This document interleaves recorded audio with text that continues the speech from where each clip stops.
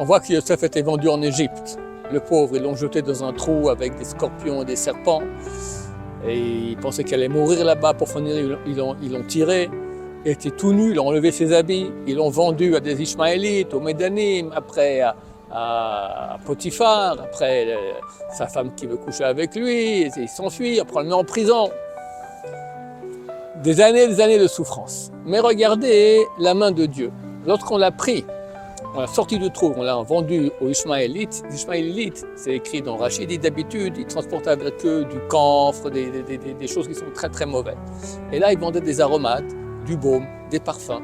Tout ça pour que, c'est écrit, pour que ce tzaddik, Yosef, il soit mieux. On a pensé à une chose extraordinaire. Des fois, il y a des décrets. Qu'est-ce qu'on doit faire? Ça arrive.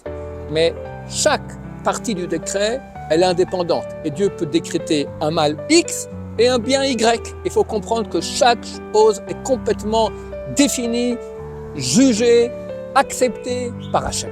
Donc, comprendre qu'il n'y a pas, c'est tout mauvais ou tout bien.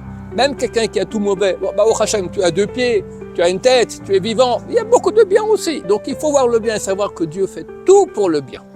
Et ce tzaddik-là, donc, on lui a amené aussi des aromates, des baumes, bien qu'on l'envoie tout nu en esclavage, pour lui dire, mon cher ami, je suis là, je te protège, et tout est décidé par Dieu.